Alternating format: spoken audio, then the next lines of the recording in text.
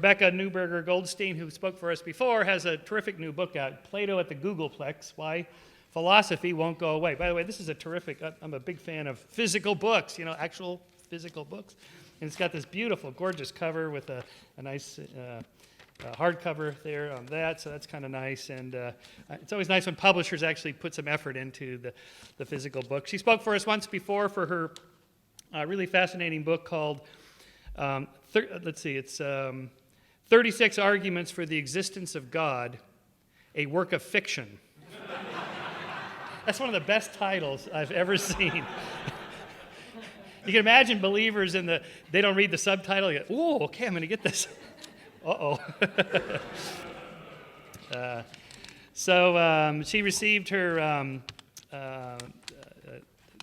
graduated summa cum laude from Barnard College in Columbia, and then went on for her, she studied quantum physics first, and then went on for a doctorate in philosophy at Princeton University, where she still has the record for the fastest dissertation anybody has knocked out. I love that. I love records. I have the record at Claremont for the fastest PhD program, 3.5 years I got through. Not that it matters, but who's keeping track of these things? Her other award-winning books include the novels The Mind-Body Problem, Properties of Light, Mazel, and then of course the 36 Arguments of God, as well as studies of Kurt Gödel and Baruch Spinoza. She received the MacArthur Genius Award and has been designated Humanist of the Year and elected to the American Academy of Arts and Sciences, which is very prestigious. She lives in Massachusetts. Please help me welcome Dr. Rebecca Goldstein.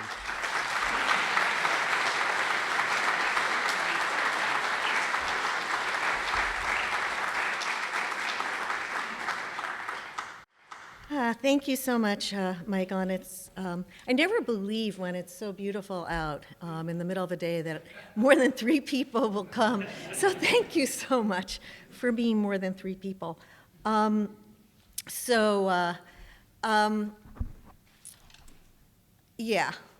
Philosophy.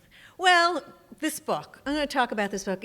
I've been. The book was published March 4th, and I've been on book tour ever since, and I was just telling Michael, I still haven't figured out how to talk about this book because it's just such a weird book.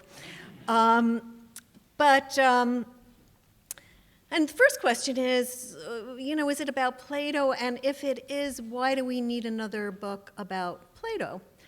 We've been writing about Plato for 2,400 years. We've been writing about Plato ever since Aristotle, who was his student and disagreed with so much that his professor had said. What's the point of yet another book about Plato? And is it even about Plato? I'm not sure. I'm going to try to figure that out. There are so many versions of Plato that have been presented over the years. There's, first of all, the Plato of the mathematicians, and this was always of most interest to me. The one place in which Plato continues to be spoken about a great deal, where Platonism comes up all the time, is in philosophy of mathematics, when we're talking about what is it that one's doing when one's doing mathematics. Is one describing something objectively out there, even though it's not falsifiable, empirically falsifiable? It doesn't seem to be descriptive of the spatiotemporal world. It's eternal. So is it descriptive of some trans-spatiotemporal world? And that begins to sound a little bit mystical. Platonism is usually, in mathematics, is the view that, it's just as physicists discover the nature of physical reality, there is such a thing as mathematical reality, and that's what mathematicians are doing. They're describing mathematical reality. That is the view known as Platonism, and if you're interested in foundations of mathematics, this is a view that comes up very, very often. In fact, probably most mathematicians say they're Platonists. There was, in fact, an AMA, an American Mathematical Association survey, and it turned out 95% of mathematicians believe that they're describing something objectively out there. That's known as Platonism. As Michael had mentioned, I wrote a book on Kurt Gödel, Incompleteness, the Proof and Paradox of Kurt Gödel, and Gödel was a passionate Platonist. That's in fact what inspired his very famous proof for the incompleteness theorems. Anyway, there's the Plato of the mathematicians. There's also the Plato of the physicists. In fact, I would argue, I do argue in the book, that the overturn of, excuse me, in the 17th century of Aristotelian teleology that really got physics going with the Galilean revolution was very much inspired by Plato, the notion that mathematics can be used to describe matter comes out of late Plato, particularly the Timaeus, one of his later dialogues. And interestingly, Kepler and Galileo, whenever they mention Plato, they always say the divine Plato. When Galileo said very famously that philosophy, by which he meant nature, is written in that great book which is ever before our eyes, I mean the universe, but we cannot understand it if we do not first learn the language and grasp the symbols in which it's written. The book is written in mathematical language, and the symbols are triangles, circles, and other geometrical figures, without whose help it is impossible to comprehend a single word of it, without which one wanders in vain through a dark labyrinth. That's straight Plato, late Plato, when I would argue he gave up the theory of forms, and it's really math that's the key to the intelligibility of the universe. So there's Plato of the mathematicians, Plato of the physicists. This is a Plato who is very dear to my heart. There's Plato of the poets. He was a great inspiration to poets, including Shelley, who wrote a very beautiful translation of Plato's dialogue, The Symposium. And he kind of turned Plato into a romantic poet in his translation. This is a great irony because Plato banished the poets from his utopia in the Republic. Another topic. There's the Plato of the pious. There's the Plato of, well, first of all, Philo, who was a Neoplatonic Jewish philosopher. It was Philo Judaeus.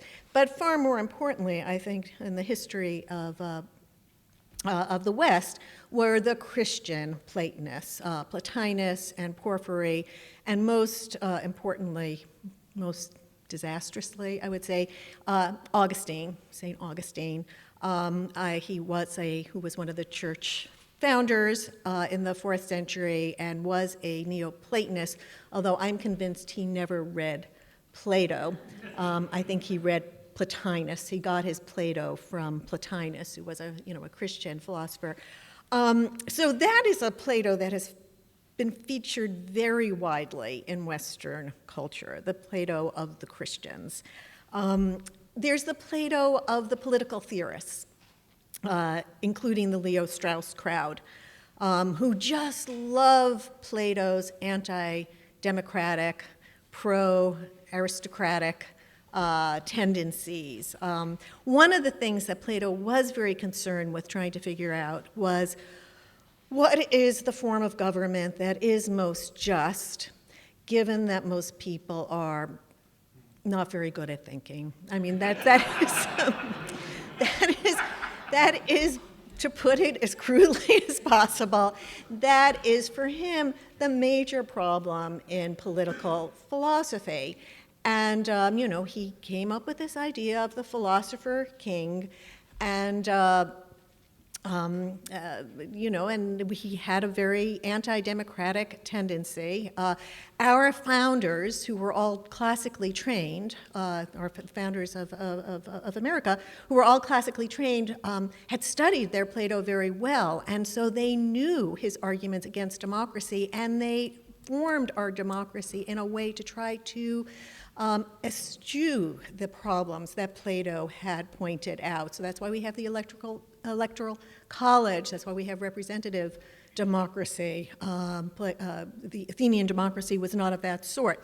But anyway, there are, not only have the, I would say, Christian Platonists ruined Plato, but the Straussian crowd has also very much ruined Plato, especially Plato when he's an old man, when he wrote the Laws, and he's in Book 10 of the Laws, he says just horrific things, like given that most people can't think, the leaders will do the thinking for them, and let's just give them religion, and let's just make heresy a crime against the state.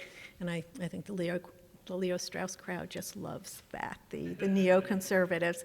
Of course, we don't believe in religion, but for the masses who can't think, there is religion. There is so many versions of Plato that the philosophers have given us, too numerous to specify. So, what's my Plato? Well, I think the most important Plato of all is the Plato who didn't give us doctrines. I think that Plato, he lays out doctrines, but he often takes them back. Even the theory of forms, which is so, theory of forms being that, there's this bottle of water and these bottle of waters, but then there's waterness itself and bottleness itself, right? The universals in which all of these particulars participate, in virtue of which they become the things that they are, and these things, these universals really objectively exist, the theory of forms. He subjects that theory of forms to trenchant criticisms in one of his dialogues, the Parmenides, and he drops it after that. It's really mathematics that takes the place of the theory of forms. I don't know if there are any Plato scholars in the room, but if there are, I'm raising hackles right now.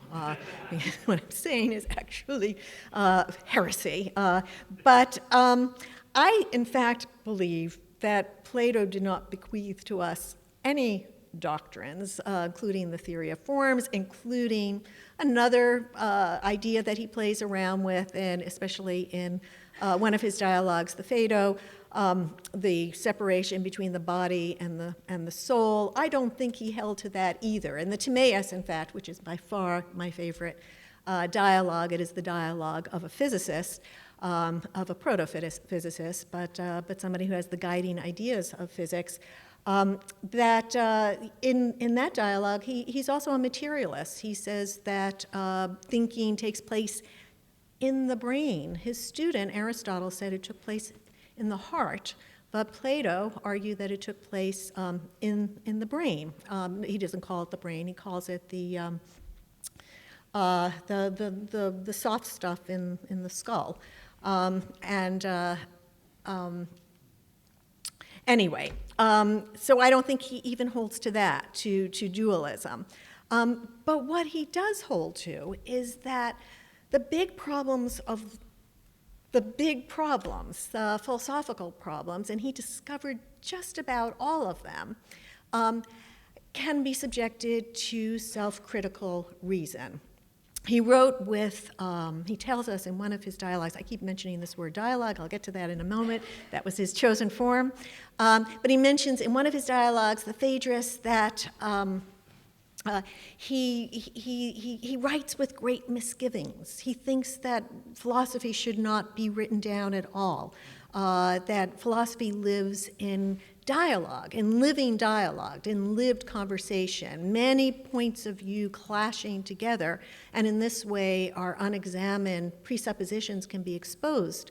And in fact, if you think about that idea, it should be as many different points of view from as many different backgrounds and of many different types of people as possible, because we all have our preconceptions. And so he writes that philosophy really should take place in lived conversation. And in fact, philosophy as a field has continued that. It is probably the most contentious field possible, right? It is a field very belligerent. We are trained to fight and to find the fallacy and to say, well, yeah, if you may mean A or you may mean B, and if you mean A, that's completely trivial, and if you mean B, then that's vacuous. It has no meaning, or maybe you mean C, but if you mean C, then that presupposes D, and can you prove D? That's what it's like to be a philosopher. And that's what Plato thought had to be done in all of these questions. So he wrote with great misgivings. He was worried that there was a danger that if you write down philosophy, your philosophy itself will become doctrine. It will become ideology. And the one thing that Plato really did believe is that ideology and doctrine is the enemy of progress, of thinking. That very, very famous passage in the Republic, the allegory of the cave, the myth of the cave. He actually calls it a myth, a mythos of the cave. You know, you remember it. It's when you're in this dark cave and there are these prisoners and they're chained so they can only stare at shadows that are being projected on the back cave, projected because behind them there's a wall and people are carrying puppets, and behind the puppet carriers there's a fire. And you've got these people who are chained, they can't even look at each other, but they become great experts at shadows, at trying to predict shadows. They're shadowists. And they will give out awards for the best shadowist. And then one manages to free herself, let's say, and turns around and sees the nature of the shadows. You know, it's only when she sees the puppets and sees the fire that she even has any idea of what it is that she's been looking at. And it's this whole process of coming out of the cave and finally, you know, seeing real things. First you have to only look at reflections in the water, that's mathematics. Then you can finally look at the things themselves and finally raise your eyes to the sun, which is the good. And then Socrates says this very strange thing. His interlocutor in the Republic, Glaucon, says, "That's a very strange scene you're describing for us, these prisoners in this cave. It sounds very, very fantastical." Glaucon actually was Plato's older brother. He always used people he knew in his dialogues, just like we novelists do. And Socrates answers Glaucon, that's not a strange scene. That's not an unfamiliar scene. That's where we all are. We're all staring at these shadows. And I think what Plato is telling us there is that we're all, one way or the other, prisoners of ideology, whether secular or religious, whether personal or collective, and that the only way to make progress is to free ourselves from ideology. And he develops this self-critical methodology in order to try to make progress. And he believes that progress can be made, which would mean if he was right, we know a lot more than he knew philosophically, right? Because if he did start a methodology, a progress, an inquiry, a form of inquiry that can make progress, then one would think that after 2,400 years, we know more than he does, right? Alfred North Whitehead was both a logician and a philosopher, had very famously said, the safest generalization one can make about Western philosophy is that it consists of a series of footnotes to Plato. If that were true, what a stupid field, right? I mean, why would I go from studying physics to studying philosophy, right? That's what was meant, I think, by this is that Plato asked these questions and he more or less developed the methodology. He didn't develop all the answers, certainly not. He got so much wrong.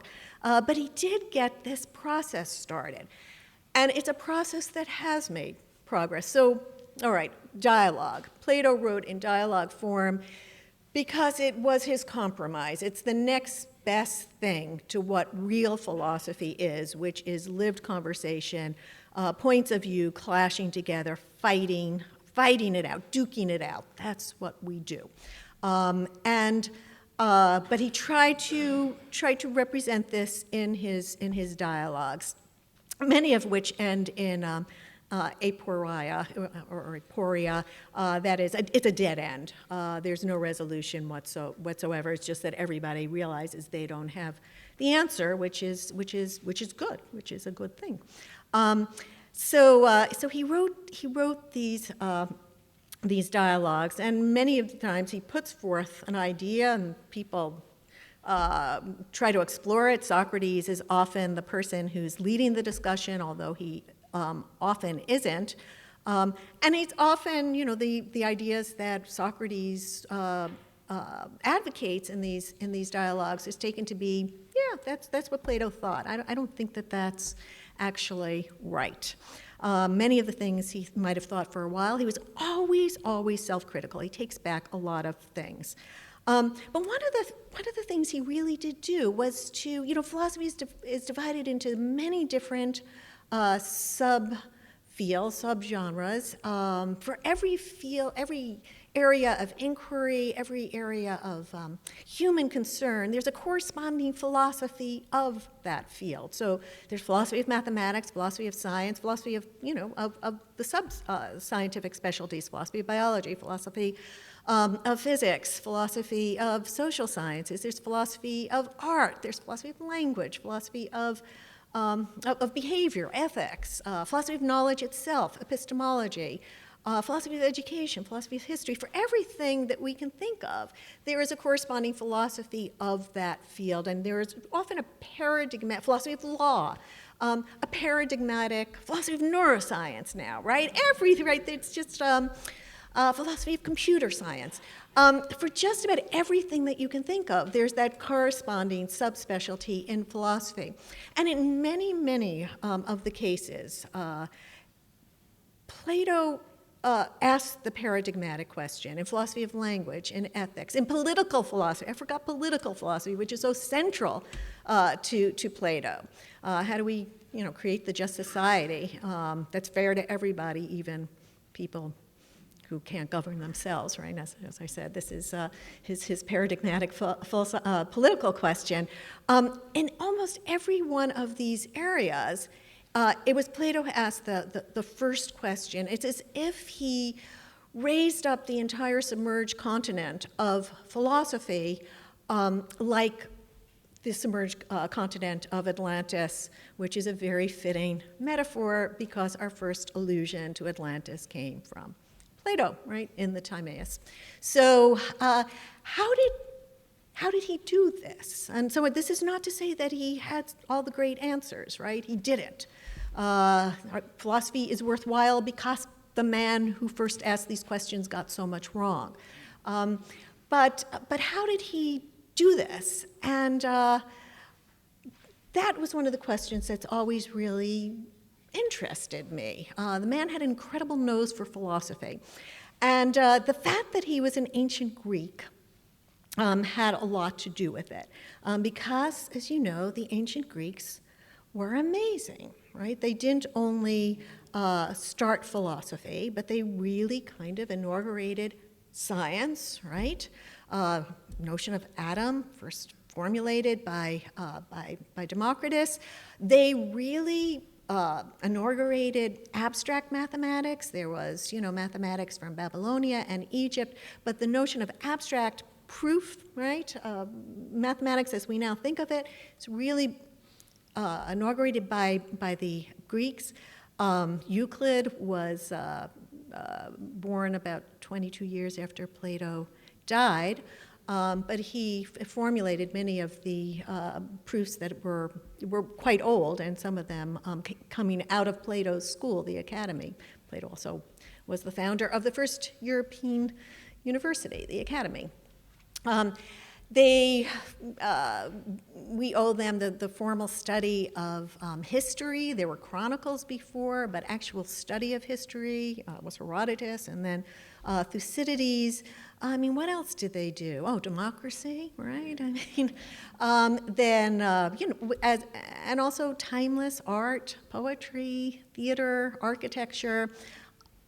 Talk about high achievers. They were really extraordinary.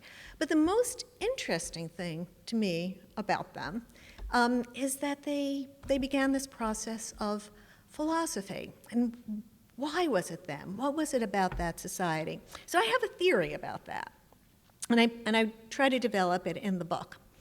That seemed very audacious because, as I say, we've been thinking about the ancient Greeks for a very long time, right?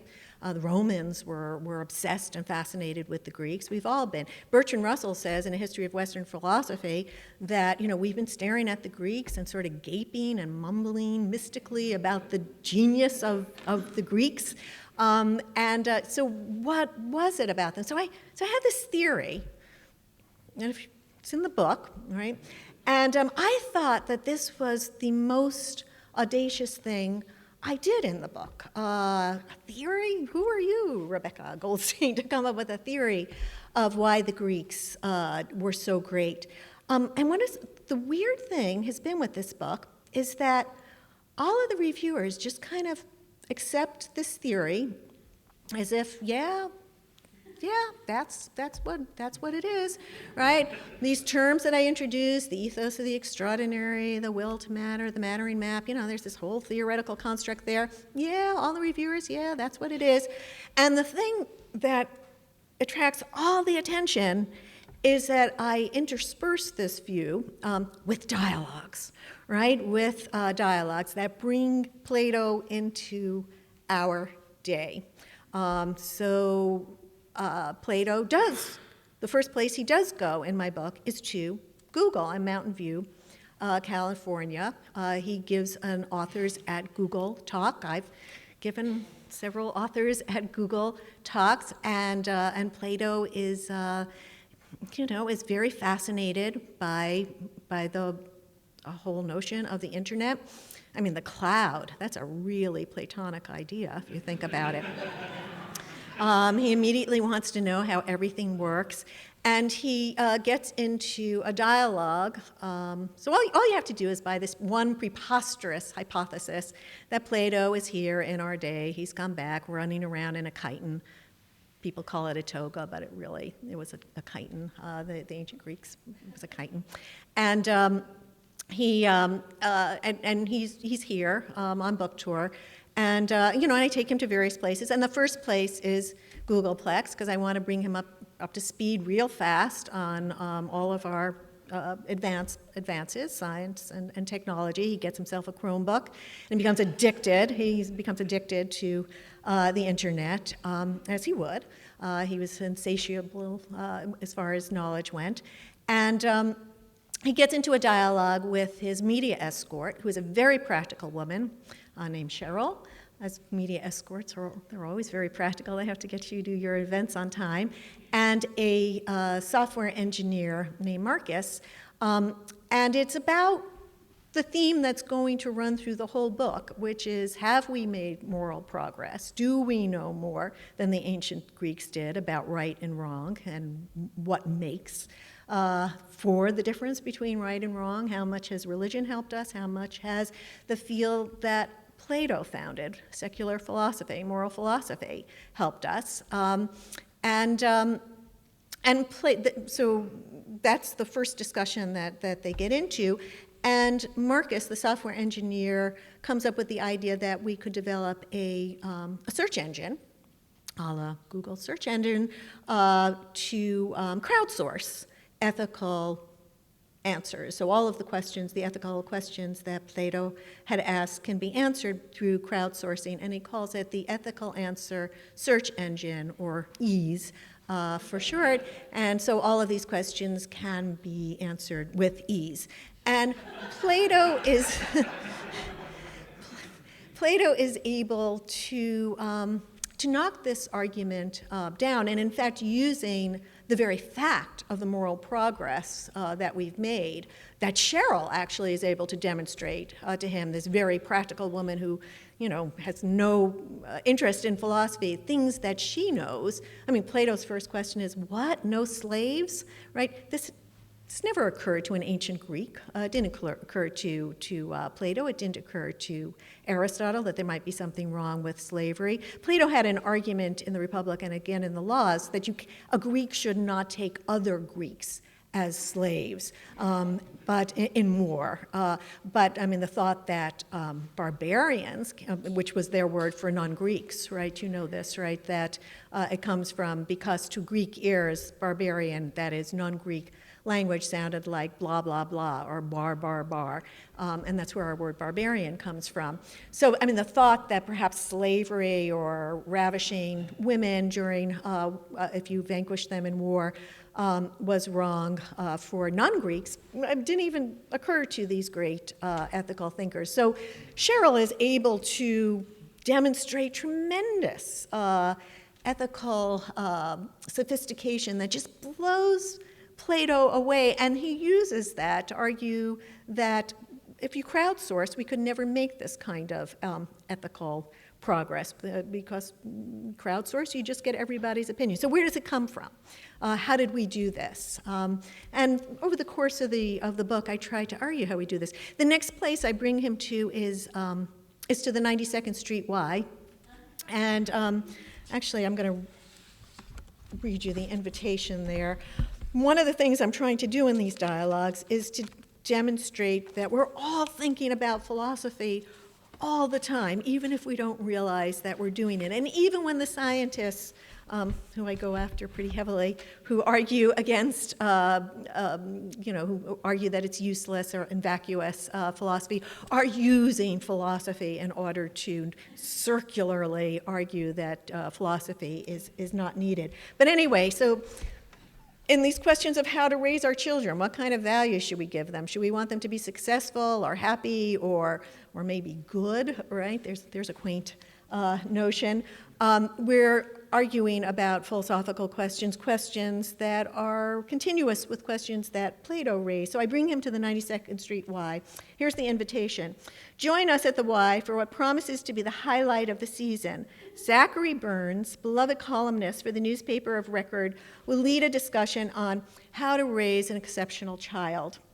With Zach will be best-selling author Mitzi Munitz, author of Esteeming Your Child, How Even the Best-Intentioned Parents Violate, Mutilate, and Desecrate Their Children. Sophie Z, best-selling author of The Warrior Mother's Guide to Producing Off-the-Charts Children, and Plato, best-selling author of The Republic. One of the things actually I tried to do in these dialogues is to interweave things that Plato actually said. He wrote these dialogues, there are 26 of them, we have all of them. He often contradicts himself because that is the methodology. It's self-critical. That is a sign of what a great philosopher he is, that he often contradicts himself. He takes back things in later dialogues that he had explored in earlier dialogues. But as often as I can, I interweave passages from Plato, the real Plato, into these dialogues in a way that I hope is so natural that if I didn't footnote it, you couldn't tell. And that is certainly true for that dialogue at the 92nd Street Y.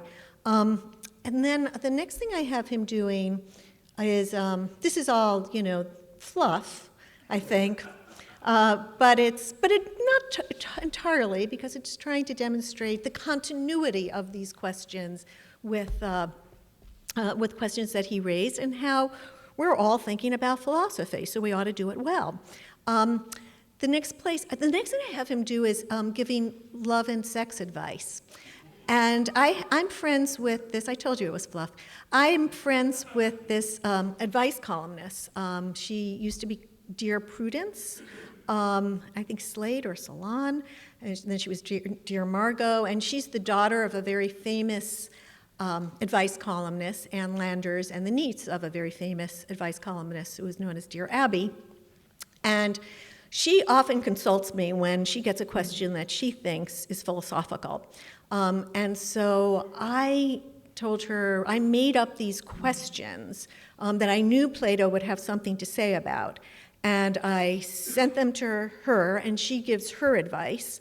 And then she consults with Plato, who is now on her roster of consultants. And he gives his advice.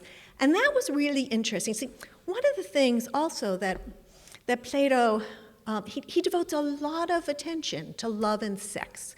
He has a very famous dialogue about that, the Symposium, from which we derive our degraded notion of Platonic love, from Socrates' very famous speech there, about how, you begin by loving the beautiful young thing, the beautiful curve of his thigh or the beautiful tilt of her nose. But if you really desire beauty, you want more beauty than that. So you raise your sights to the greater beauty that exists in the world, like beauty of mathematics, right? And beauty of the natural laws, or the beauty of true justice.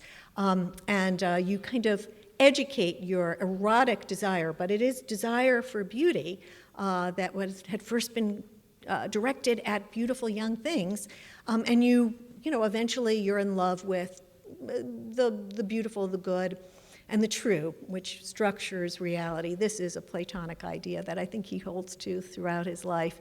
So he's got these ideas about love that he explores in the Symposium.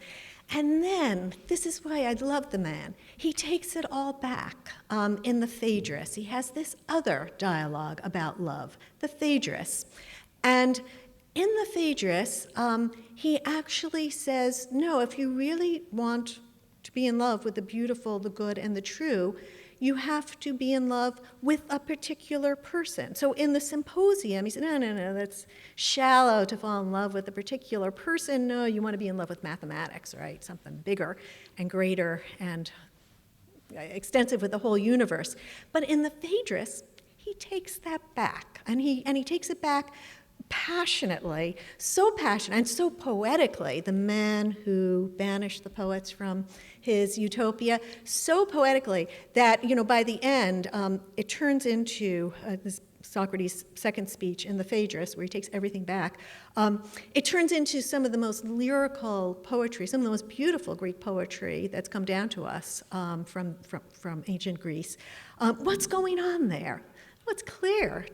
Plato was in love, right? He was in love, right? And he's a real philosopher. So he's not a 9-to-5 philosopher. He's a real philosopher. If something this extraordinary happened to him, he has to rethink everything. And that's exactly what we're seeing happening in the Phaedrus. So that's amazing. But anyway, back to Margot. I make up these questions, right? Like, should I sleep with my professor? I'm a graduate student. In a humanities field, we can use all the help we can get.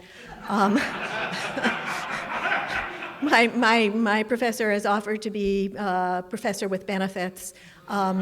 Should I take him up on it? Plato actually has something to say on that, and it was really interesting because Margot first responded, and then Plato responds. How does he respond? Well, I'm using the Phaedrus in this case to have him respond. And Plato is far more liberal than Margot when it comes to this. As long as sleeping with your professor will really give you wisdom, go for it, girl, right? He's just anything for... Anyway, so there is that. And the next place I bring him to is Fox News, or cable news. I don't name it Fox. And a lot takes place there, actually. There's a lot of discussion about whether there can be, about demagoguery, the difficulties of demagoguery in a democracy, a problem that Plato was very concerned with, which is when democracy gets mixed up with entertainment values, and you can't tell the difference.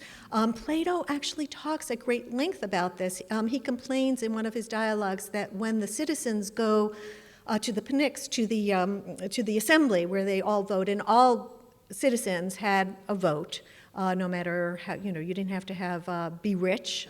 So in that sense, it was very egalitarian. Of course, women, didn't have the vote, nor did slaves. So it was basically 1 in 3 of the inhabitants of Athens were voting. But when they went to vote, he complains that, they sort of vote according to who puts on the best show. And it's as if they are at a theater and voting on who has put on the best play, which they also did. They voted on everything in Athens. And so, so a little relevance here? Yes, I think so. So I could very easily lift things straight out of Plato and put it into dialogue he has with this guy on cable news who, I didn't actually watch Bill O'Reilly. I tried to. I was just driving me nuts, but I watch a lot of Colbert, and so, that's how I got it. But the tides go in, the tides come out, it's there, it's in this dialogue. And the last place that I bring him to, and it's just amazing how much of the Plato I could just lift out verbatim and weave it in. And the last place I bring him to is to a neuroscience lab. Continuous through this whole thing has been, does philosophy make progress? And are we at the point in science, especially in neuroscience, physics as well, where so many of the questions the philosophers have hemmed and hawed about over the generations are about to be answered. And so Plato volunteers, as I volunteered, to have an fMRI and to see his brain at work. And he gets into a dialogue with the two neuroscientists on whether or not neuroscience is now answering the questions of free will, personal identity, moral agency, personal responsibility, all that stuff. And then he gets pushed in. The last we see him, he's getting pushed into the capsule there, into the fMRI. Anyway, those are the dialogues that I have him doing, and I see that just like my reviewers, I've completely ignored my theory of why the Greeks discovered philosophy in favor of these dialogues. So I did exactly the thing that I have been complaining about, but because this is all about dialogues, I should stop now, and we should dialogue. And if you want to ask me my theory of why the Greeks discovered philosophy, you can. But I'm going to stop here and get your questions. Thank you. Well,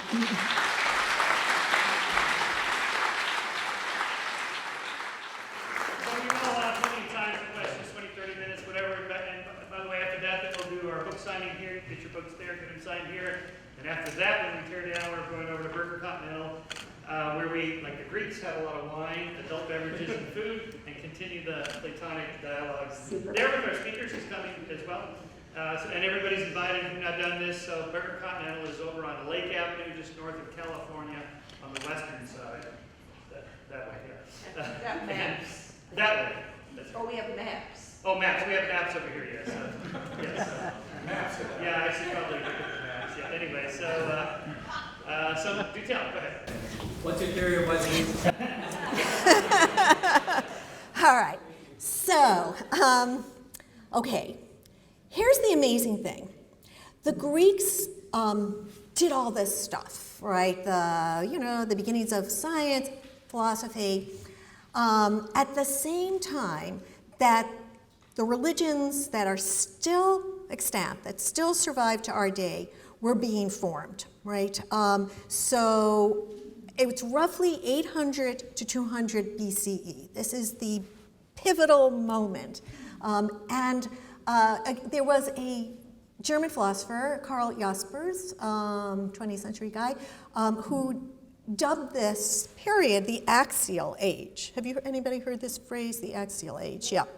So it is because I prefer to call it the normative explosion, sort of like the Cambrian explosion, that gave us all life forms that still exist today. Well, this explosion gave us basically all the normative systems, paradigms, that still persist today, including secular reason, secular philosophy, to try to figure out these normative questions. But this is, the period in which, the Abrahamic religion was formed over on the other side of the Mediterranean from the Greeks. There was a still obscure tribe that called themselves the Ivrim, from the Hebrew word for over, because they were over Har Yarden on the other side of the Jordan. And they were working out their special view of their special relationship with a god who eventually, one tribal god that eventually became the god, who not only created the physical universe, but created the moral universe as well. We're all familiar with that one, and its descendants. Those were not formed during the Axial Age, but the Abrahamic religion was. Confucianism, Taoism, Jainism, Hinduism, Buddhism, Zoroastrianism. Am I leaving out anything? Is there anybody represented here, who's not having it? These are all formed, right, during this period. That's an amazing thing. Confucius, the Buddha, the Hebrew prophet Ezekiel, and Pythagoras were all contemporaries of each other. They all lived at the same time. That's extraordinary. Something was happening over large swaths of the globe at this time. and I think it was, I'm not going to go into the whole rigmarole here, this whole theory, but socio-political, economic developments, all of the places in which these ideas were, these normative paradigms were formed, had large cities. They were no longer, they moved from villages to large organized cities. They all had coinage. They had standing armies. And I think that, there are various factors, but one of the things is that I think the question of does human life matter came into the fore during these questions. There was enough stability, there was enough anonymity, and when you're in a village, everybody matters. You're also close-knit that the problem is incest, right? You don't marry your cousin. Everybody has a place in a village, but when you move to these large organized metropolises, city-states, the question of mattering arose. And I think, it's a question that still remains with us, right? What do we do in order to matter? The Greeks are so articulate. They're so articulate about this question. They don't only create philosophy, but they create tragedy, right? The great tragic poets, the great tragic dramatists. Is human life worth living? What do you have to do to achieve a life that's worth living? And what's interesting, and that's also fomenting this general normative explosion and all of these various areas. But what's so interesting about the Greeks is, although their society was saturated with religious rituals, right? Just ton. There was many. There were public rites, there were private rites, there were mystery cults. Many religious rituals. When it came to this existential question, what do I do to achieve the life that's worth living, they didn't look to their gods. They did not, unlike the Hebrews, they didn't want the attention of their gods. In fact, that's the last thing they wanted, right? Those Greek tragedy, and this is going back to Homer. Something bad always happens if God pays attention to you, right? In fact, right, at the very least, a rape, madness, something dreadful, right? That's the last thing you wanted. Or betrayal, the way Apollo betrays Hector at the end of the Iliad. Those gods were not to be trusted. And in fact, what those rituals were all about, where they were apotropaic, they were warding off the attention of the gods. You do these things, kind of obsessively, so the gods won't notice you. So they didn't try to deal with this question. And this is pre-philosophical. This is going back to the Bronze Age, the Homeric Age. They didn't try to deal with this question, although they were as obsessed with this question as the other parts of the world that were forging these other normative, religious, spiritual paradigms. They didn't go after it in terms of their religion. Instead, it was very secular. What they tried to do was to do something great, to impress each other. It was what I call the ethos of the extraordinary. And Greek writing is filled with this. You try to do something so that your name will be on many lips. It's called kleos. It's fame, acclaim, or the poetry that will sing of it, or the great deed that does it. So, if you're a great athlete, right, the Olympics, right, you're a great athlete, if you're a great rhetorician, if you're a great politician, statesman, if you're a great artist, if you're a great thinker, if you're, one guy went and burned down, and this also was so relevant, he went and he burned down this beautiful temple in Ephesus, the temple of Artemis, because he was mediocre, and that was the only way to get his name out. And so the city decided his name could not be spoken. This is relevant. I think this is good advice, right? Rather than publishing manifestos of people who are, want their name out there and do terrible things. Anyway, but all of this, in fact, our society is so much like ancient Greece in the sense of they didn't look to their gods. They were, although they're religious, when it came to these existential questions, what do I do to achieve mattering? it was very, very secular. They wanted to impress each other. And we are increasingly, post-theistic, and also are falling back on a kind of culture of celebrity, right? How many Twitter followers does one have, and how many, I go to a restaurant, everybody's taking pictures of their food to post on the Facebook, and it's like, notice me, and so, our technology is in some way filling in for this, but we're very much like the Greeks in many ways. So they did have this kind of secular way of approaching this question, and Plato and Socrates are part of this.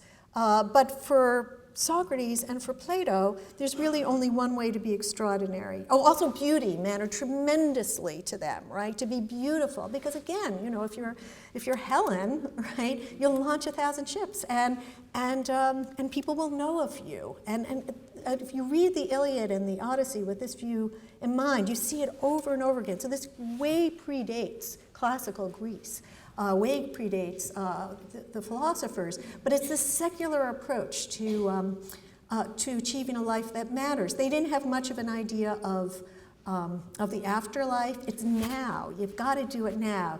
You've got to get your name out there, and otherwise you're going to be like all those others who existed before you, who have disappeared, like some poor soul that slips beneath the waves without a trace, which is a metaphor, an image that comes up over and over again in their literature. They were, of course, a seafaring people, and they were terrified of the ocean. And so to them, that notion of slipping beneath the waves and leaving not a trace is Odysseus' son talks about this in the Odyssey. This is the most horrible thing because, we know that's the fate of almost everybody who came before us. It's going to be our fate as well. Why do we bother to show up our existence at all for all the difference it makes, right? As if we have a choice. I mean, here we are. What do we do to get moreness to our lives? That was the question, I think, of the Axial Age, of the normative explosion. And the Greeks went about it in this very secular way. So when Plato has Socrates saying at his trial, the Apology, that the unexamined life is not worth living, he's being a real Greek, right? It's like, you have to do something extraordinary, but there's only one kind of extraordinary that will do. It's the life of the mind. It's considering these big questions. Being a great Olympic star, or being as beautiful as Achilles, or being a great warrior and having your name out there. That doesn't cut it, guys. That enraged the jury that was judging Socrates, and you know that the trial did not end well for Socrates. He was given a cupful of hemlock, and so anyway, so that's where it begins, right? It begins with this notion of you have to achieve mattering. We're not born into mattering. And the way you achieve it is by doing something extraordinary. And then here comes Socrates and Plato saying there's only one kind of extraordinary that really counts. And I would actually say, and I argue in the book, that philosophy, as I say, has made so much progress that we can now look back at that initial presumption of the Greeks that we have to achieve mattering, that we have to be extraordinary to matter, and see that they got it wrong, right? So the whole thing that pushed this process forward can now falsify the presumption that got it started. That's progress, right? That's progress parallel to scientific progress, maybe even more important. Okay, so now you got my theory. That there's more. There's the whole socio-political, economic stuff, but that's it. Yes? Yes, drawing that parallel between ancient and modern societies, you talked about the political theater and democratization of information and the crowdsourcing of the sources of that information, like Twitter, for example. Yes. And then going back to what we were talking just now about the religious rituals and stuff. Back then, the crowdsourcing of that information led rise to these rumors and myths and explanations for everything. And to me, about 200 years before Plato and Aristotle, there was Thales of Miletus, who I view as like the father of modern science, who's the first one to say, well, I don't think he's the first one to say it, maybe the first one to write it down, but the idea that, wait a minute, I don't, he was a skeptic, if you will, right? Calling out the emperor's new clothes and a whistleblower, so to speak, saying, I don't need these gods to explain all this stuff. My mind is powerful enough to believe this is true. And he, Democritus, I think, was a contemporary of Asia Minor.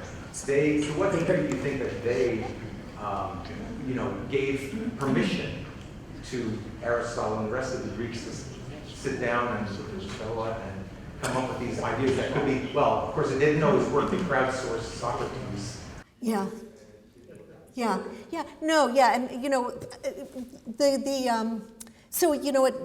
the birth of science and the birth of philosophy is often placed with Thales, and it was on the coast of Asia Minor, right, in Ionia, so across from mainland Greece, and they had this. Gerald Holton, who's a physicist and historian of science, who writes about Isaac Newton a great deal. He calls it the Ionian enchantment. I don't like that word, that notion, because it sounds like they got it wrong, but they got it right. I like to call it the Ionian intuition, and what that Ionian intuition is that there's an order that's discoverable by the mind behind all of these changes. There are patterns, and that there is a small set of laws, right? They actually have this notion of laws, nomos, right? Of laws that govern, all the phenomena of nature, and they set to work trying, and that also there's like some substrate of all this stuff that all of the different forms are generated out of this type of stuff. And Thales had said it was water, right? He's often mocked for that, but man, just to come up with that idea that, there is order behind the chaos. It's not the caprice of the gods. And that there's some substrate, matter, there's some kind of thing, right, that out of which, that's an amazing thing. And then, the rest of the Ionians, some thought it was air. Anaximenes had this idea of, the apeiron, which is very close to our idea of matter. It has no qualities on its own. It generates everything. Yeah, these ideas were already in the 6th century BCE of order behind the chaos. What is very interesting with Socrates and Plato is that they're interested in applying this notion of reason, trying to reason it out, keep the gods out of this, to human behavior. What's the best life? What's the life that's worth living? Actually, Plato has Socrates saying, and we don't know how much that Plato has Socrates saying is authentic. He was just like what I have Plato saying in my dialogues. Plato was making up a lot and putting it into the mouth of Socrates. An interesting story why he does that. But Plato has Socrates saying in the Apology, his defense to his jury, and also in the Phaedo, which presents Socrates right before he takes the hemlock, the last philosophical conversation that he has. At first he was real interested in the philosophers who studied the natural world, but then he decided that the most important thing was to try to understand human life. How should we live our lives? Plato, I think that was true of Socrates, that he was really interested in the questions of how do we live our lives, and he seems to be pretty original in this, that he takes this process of reasoning and applies it to human life.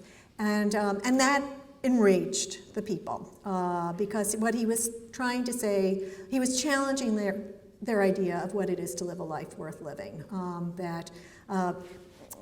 For them, for his audience, actually they recognized, as all of us recognize, that most of us are not going to achieve anything extraordinary, enough so that we're going to be remembered. But it was enough to participate in an extraordinary society. So there was this idea in Athens of participatory extraordinariness, or Athenian exceptionalism. And this is also an idea that's very relevant to our own day, right? American exceptionalism, or whatever. It's just sad how, I mean, we've made a lot of progress, but a lot of these things are, just keep repeating themselves. But in any case, Plato was interested in all of it, but he starts out being interested in this question of applying reason to human life. He's much more under the influence of Socrates. So there's a real innovation, I would say, with Socrates and Plato, taking this, and you're right, they kind of free the mind to apply reason, realize reason is a powerful instrument, and it throws everything else into doubt. But to apply it to human life itself, to this question of mattering, of how do we achieve a life that's worth living, and in that sense to reject Athenian exceptionalism, that it was powerful enough to reject Athenian exceptionalism, that's something really new that begins with them, I think. Yes? Yeah. Why do you think it is that so many people in the modern world are unaware of philosophical ways of thinking and how it can enter into their lives?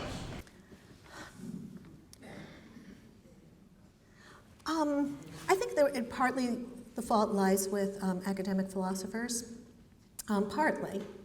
That scientists have really taken it upon themselves to write books that are accessible, that are exciting, that show how exciting the advances are. And philosophers have, by and large, turned up their noses at this. Philosophers were kind of trained only to talk to one another. And it's very, very hard and I've experimented with, it's my 10th book, and I'm still experimenting with what are the ways to do this. Sometimes I'll write novels, but it's always the same thing I'm trying to do. Here's another thing that's interesting. People tend to resent philosophers. And what's interesting is that, and so maybe that's part of why they only want to talk to each other. But what's really interesting is Plato, at the dawn of philosophy, writes about people's hatred of philosophers. And that's amazing. And what he has to say is still relevant. I use it actually it's helped me to understand some things.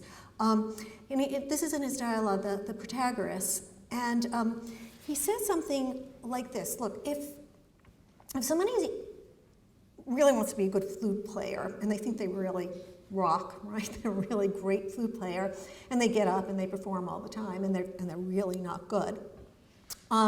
Their family will be embarrassed and will try to get them to stop performing, and the would-wannabe musician will, be perhaps, upset a little bit, but it's not going to totally destroy him. Everybody has a stake in philosophical questions, right? We all, to be human, is to think you've got a handle on what's the difference between good beliefs and bad beliefs. What does it take to ground beliefs? So, we all try to, no matter how lousy beliefs are, we all try to ground them. If somebody, the people in my family who believe really crazy things, and when I ask them, why do you believe that? They'll give me their reasons. They've got reasons for it. And everybody has reasons for their actions too. Everybody thinks they have a handle on what's the difference between right and wrong. And it's part of, Plato says this, it's part of what it is to be human, to feel that you have a stake and a handle on questions of epistemology and ethics. And then along come these people saying they're the experts. They know how to do it better. They've got a special talent in epistemology and ethics. It takes training. That's annoying. That's really annoying. It's frightening. And so if a physicist comes along and says, look, I understand string theory and you don't, it's like, okay, I'll give you that. But if a philosopher comes along and says, I understand what makes an action right, better than you do. I understand how to ground beliefs better than you do. That's the core of our humanity. And so I think, isn't that amazing? I mean, that is actually in the Protagoras. Plato comes up with this analysis for why people hate philosophers, and I think it's still true. And maybe that's why philosophers have developed a way of talking that is inaccessible to everybody else. To show, it's like people in, I hope I'm not going to offend anybody here, but people in literary theory, right? Who, right, I mean, everybody can read literature, right? Everybody loves literature, right? So what do the lit crit people do? They develop theory, this impenetrable way, imponderable way of speaking so that they're the experts, I think, philosophers have done the same thing because otherwise, how do they establish their expertise? But it's wrong, and it's cowardly. And it's not doing our society any good. Yes? If, keeping with your theme, if Eric Snowden comes back for trial, does Plato give expert testimony for the government? I'm afraid he does. I'm afraid he does. Yes, Plato's politics. We get the notion of the noble lie from Plato. Plato believes in truth very much, but he believes that the truth is very difficult and it's inaccessible to most. And so the guardians of the state are allowed to lie, and they're allowed to tell secrets. And this is an idea that has done a world of harm that we can trace from Plato. He's not all good, right? He's not all good. And of course, one of the things that I was interested in doing in bringing Plato back was impressing him with, look at us. We've come pretty far using, and a lot of people who you would have not thought were capable of doing this. Look at us. We've gotten, we know things that you don't know. But anyway, when it comes to Snowden, I'm afraid Plato would not. He's very good on campaign finance reform. That was one of the dialogues that I had to scrap because the book just got too long. But I did have him testifying in Congress, and he has some really good things to say about money and democracy. So, yeah. Yes, please. So, through Leo Strauss, he's the original neocon. Yes. Yes, he is. Is that all? Yeah, that's him. Yes. All the Yes, all of those neocons who have, who have been in government and have done what they've done, have traced themselves back to University of Chicago and Leo Strauss. Yeah, and there are things in Plato that would give rise to these views. Yeah. Yes, please. Yeah, so the measure of progress in science is an increase in accuracy and empirical predictions. Yes. Given Kurt Gödel's incompleteness theorem, what is the measure of progress in philosophy? Okay. I'm not sure how the incompleteness theorem. With science, that's a given, that progress is measured empirically. Right. Higher accuracy is better. That's just a given. It's not art. The point isn't argument. It's just that goes forth. But if you're going to set out a foundational system like ethics, you have to set up some axioms in which it's based. Oh, okay, good. You have a normative problem. Right. Well, good. Now I see why Gödel is relevant. Thank you. Actually, I think that Gödel's incompleteness theorems have less applicability to general questions than is often asserted. Gödel showed something pretty narrow and very, very important in the foundations of mathematics, but I'm always very careful of applying it to things outside of mathematics. What Gödel proved was that any formal system rich enough to express arithmetic is is incomplete. So he was demonstrating something about formal systems in mathematics, and so he was, and a formal system means something very technical in mathematics.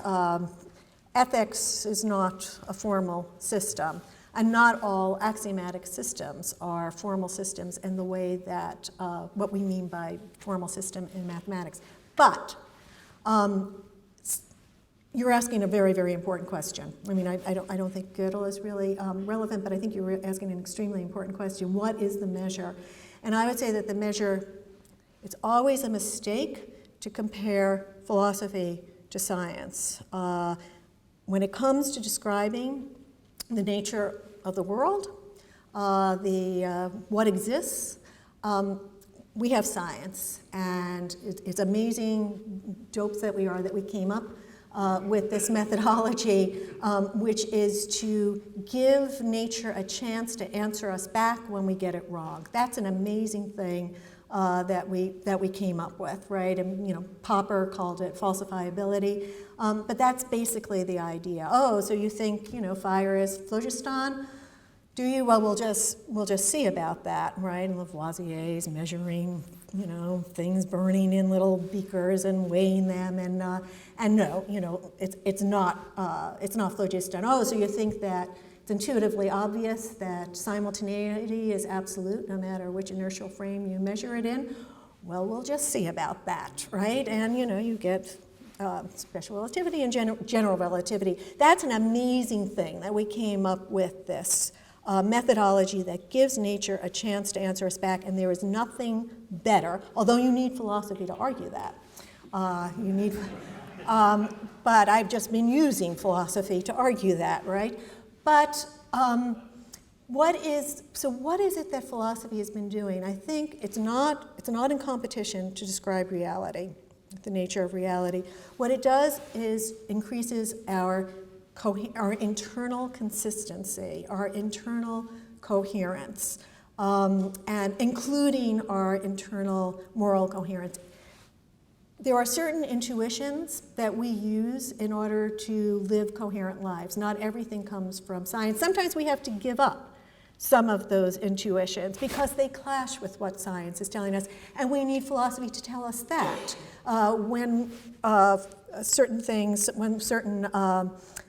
For example, time. We all have this idea of time flowing, right? The past used to exist, it doesn't exist anymore. There's this fleeting present, the future is yet to exist, this flowing dynamic time. Well, does general relativity actually show that deep intuition that we all have, that's very, very hard to give up, that certain things have happened, we can't change them, certain things have yet to happen, we fear and hope for them, but time is kind of flowing on. Einstein thought that his theory actually negated that. Does it? Doesn't it? That's a place where philosophers come in, trying to reconcile what we're given by science with other intuitions. Very often we have to give up intuitions. But in general, it's this work of coherence expansion, sometimes using science, sometimes using the intuitions we use in order to just live our lives, make plans, have a self. There are all sorts of intuitions that go into just being a person. What further claims does that commit us to? Do we have to recognize, if we are committed to our own mattering, do we have to recognize the mattering of others? Can there be such a thing as private mattering? Philosophy has, in its slow, laborious way, has been arguing that there is no such thing as private mattering. Just as Wittgenstein had argued there's no private language, I would say that philosophy has slowly and meticulously, very, very slowly, has been arguing that there is no private mattering. It's this kind of, given the intuitions we have, given what science tells us, how do we make the most coherent picture out of everything? And that's the job, I would say, of philosophy. That means that a philosopher has to know science. I have no respect for philosophers who don't keep abreast of science, because it seems to me one of the most important parts of philosophy is trying to reconcile what Wilfrid Sellars, a very important 20th century philosopher, had called the scientific image of man, which I would now call the scientific image of the human, right? We made progress, right? With the manifest image of the human, right? Trying to reconcile these things, and that's the role of science. But it's expanding coherence. It's making us as free of contradiction, including moral contradictions, as possible, but other contradictions as well. There. Maybe you could tell the story you're telling me about how you started studying quantum physics and then asked the professor some philosophical questions. Oh, yeah. My downfall, right? I was a very happy physics student, and I graduated, and had applied to graduate school and gotten into the places I wanted. And I was taking quantum mechanics, and I just kept asking, but what does it mean? What is it telling us about the world? It was such a strange theory. And I didn't, and I did read some of Bohr, and it didn't make all that much sense to me. And I kept going to my professor and asking, my quantum mechanics professor, and asking him. And he got fed up with me. And I have to say, I was really bothered because I never bothered my professors. I was extremely timid, and I was just so. The fact that I kept going back shows how bothered I was. And then finally, he said, "Why don't you go ask the philosophers? They are concerned with this kind of meaningless question." Because he would just say, it literally happened. Because his answer to me was, was basically shut up and compute. And calculate, shut up and calculate. And so I went over to the philosophy department. I was at Columbia, and I asked around, whom should I talk to? And there was this philosopher he was kind of the Socrates of his day. His name was Sidney Morgenbesser, which is a really great name because Morgenbesser means tomorrow will be better, and which we like to believe, right? Those of us who believe in moral progress. And he was very much like Socrates because, like Socrates, he never published anything. And his talent, and it was extraordinary, was in conversation. And everything you said, he would, challenge. And but anyway, I went and we had our first conversation lasted about 6 hours, and then he said, I think you're a philosopher. I think you're interested in philosophy. Everything you're asking is philosophical. So I thought, okay. So I wrote there were 3 places that I had wanted to go to graduate school, and so I wrote to them all and said, well, you accepted me in physics, will you accept me in philosophy? And 2 of the 3 said, no, you can apply next year, who says you're a philosopher? But the one place, Princeton, said, well, come and we'll talk to you and decide whether you can be a philosopher. And I became a philosopher. But it was that question. Sidney was right. Sidney was always right. But it was that question of, here's this theory. I know how to calculate. I know what my teacher wants, my professor wants me to do. What does it mean? What is it telling us about reality? And in fact, my professor had thought that's a meaningless question to even mention the word reality. Was meaningless. That already dubbed me a philosopher.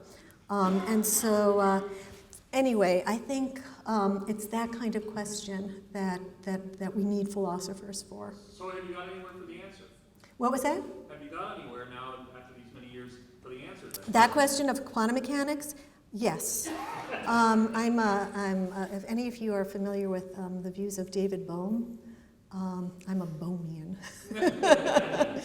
In fact, one of my novels, the one Properties of Light, the subtitle was a novel of love, betrayal, and quantum physics. It did not sell well. But it was a Bohmian novel. It was Bohm's interpretation of quantum mechanics that was used there. Yeah, yes. That novel you just mentioned in print or on the web? Yes, strangely enough, it's still in print. Yes, yes. If you buy a copy, that would make me very happy. Yes. Okay. Yes, Beck. Yes. To paraphrase, you said Plato addressed pretty much nearly every question. Are there any that he missed, or that are better addressed by some other culture, or that have come up since then that are interesting and important? Yeah, I think many questions he missed because philosophy, as I indicate, partly a good deal of philosophy piggybacks on science.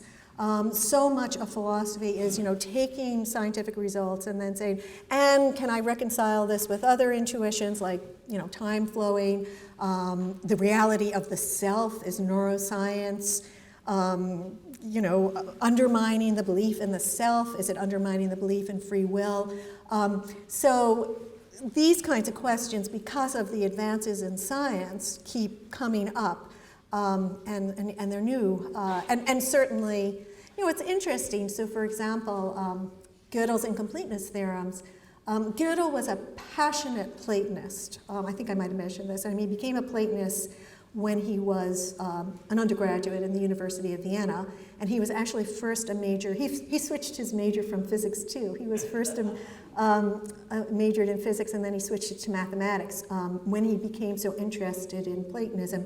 And he set out, I think, this is somewhat speculative, and people disagree with me, but I think he set out to prove mathematical Platonism. That was the inspiration for the incompleteness theorems, and he thought he had done it. People very much disagree on that. But his results give rise to all sorts of, further philosophical questions. So philosophy often, piggybacks on mathematics, on AI, on all of the advances in science. And of course, Plato didn't see that. But this general reconciling of the scientific image with the manifest image, I think he got that. How do we live maximally coherent lives? How do we try to establish as much internal consistency as possible as a goal for human life? And that, for him, was the life worth living. That's the examined life. And I think he got that right. Thank you.